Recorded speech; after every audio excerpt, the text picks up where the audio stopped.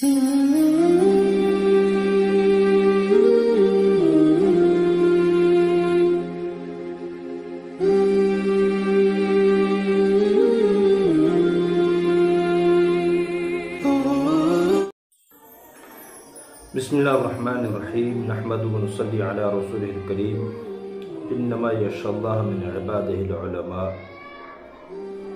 सदक़ल्लाहुल अज़ीम। क़ाल नबी सल्लल्लाहु अलैहि वसल्लम अल उलमाउ वरसतुल अंबिया। कि अल्लाह ताला से सही डरने का हक़ जो अदा कर सकते हैं वो सही नेक उलमा है, मुत्तक़ी परहेज़गार उलमा है। लेकिन ये सब इंसान हैं, कमी कोताहियाँ इंसानों से होती है, नबियों और फरिश्तों से नहीं होती। हमारी जिम्मेदारी क्या है कि हम उलमा का अदब करें, एहतराम करें। उनका मामला अल्लाह के साथ है, उनका मामला अल्लाह के साथ है। आप दीनी मसाइल और फ़ायदा उनसे उठाएं जिनसे आप मुतमईन हैं।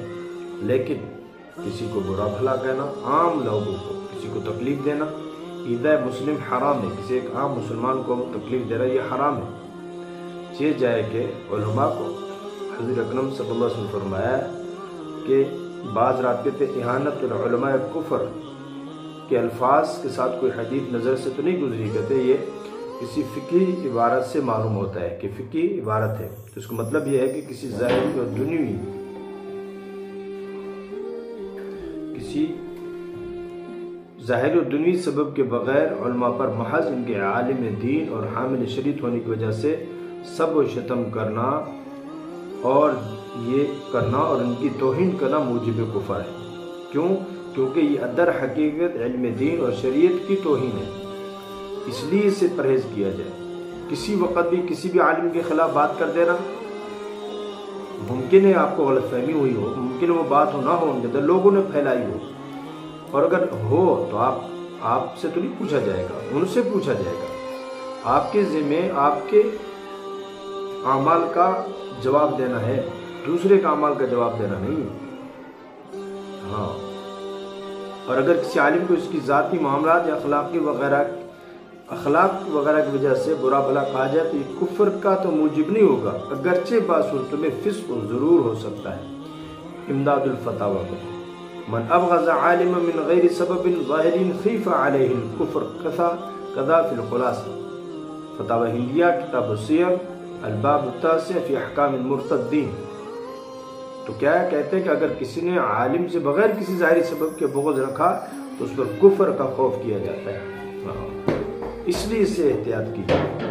मूजिबातुल कुफ्र अनवाउन मिनहा मा यतअल्लक़ु बिल इल्म वल उलमा।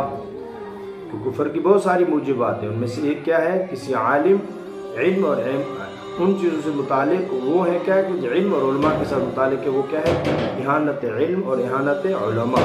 इसलिए इससे एहतियात की जाए। और युख़ाफ़ अलैहिल कुफ्र इज़ा शतम आलिमन व फ़क़ीहन मिन गैरि सबबिन व युकफ़रु बिक़ौलिही लिआलिमिन। इसलिए इस चीज़ का बहुत ख्याल किया जाए, उलमा की तौहीन की जाए। बाज़ दफ़ा क्या होता है कि आम फासिक फाजिर जिनकी दाढ़ियाँ नहीं हैं, दाढ़ी मूछ नहीं है, ये फासिक और फाजिर है। जिसकी दाढ़ी मूछ नहीं, उसके साथ दाढ़ी लगा के किसी आलिम दीन की शक्ल बना के उसका मजाक उड़ाया जाता है। और किसी अदाकार की शक्ल पे जो है दाढ़ी, ये इंतहाई दर्जे की दाढ़ी की बेहरमती है। और यहाँ तक बाज़ उलमा कहते हैं कि अगर कोई आदमी दाढ़ी शेव करने के बाद शीशा देखने के बाद कहता मैं ठीक लग रहा हूँ, इसको कलमा दोहरा लेना चाहिए कि हुज़ूर अलैहिस्सलाम की सूरत और सीरत का इनकार ये कुफ्र है, कि ख़तरे में न पड़ जाए कि पहले मैं ठीक नहीं था जब मेरे चेहरे पे दाढ़ी के बाल थे, अब मैं ठीक लग रहा हूँ जब साफ़ कर दूँ। इसलिए इससे एहतियात की जाए। और फरमाया, बाज़ उलमा क्या फरमाते हैं कि उलमा की तौहीन से 10 नस्लों तक कोई आलिम पैदा नहीं होगा। ये उलमा का कौल है। बच्चों के दिलों में इल्म दीन और आलिम दीन बाअमल की अज़मत पैदा करने की बहुत ज़रूरत है। कमी बेशियाँ सब में हैं, मौजूद हैं, और लेकिन क्या है कि आप उनके दिल में उलमा और इल्म की अज़मत पैदा करें। अगर सही उलमा से एतमाद उठ गया तो ईमान ख़तरे में पड़ जाएगा। अगर उलमा अल्लाह ताला के दोस्त नहीं, अगर उलमा ये अल्लाह ताला के दोस्त नहीं, تو فرمایا دنیا بھر میں کوئی اللہ کا دوست نہیں.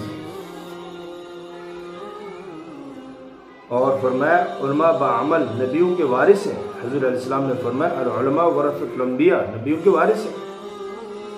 جس نے علماء کو تکلیف دی اس نے اللہ تعالیٰ کے حبیب صلی اللہ علیہ وسلم کو تکلیف دی. مفہوم حدیث.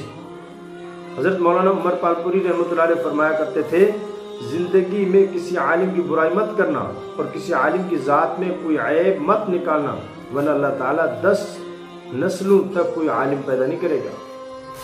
حسن بصری رحمۃ اللہ علیہ کا قول ہے کہ اگر علماء نہ ہوتے تو عوام الناس ڈھور ڈنگروں کی طرح یعنی جانوروں کی زندگی گزارتے.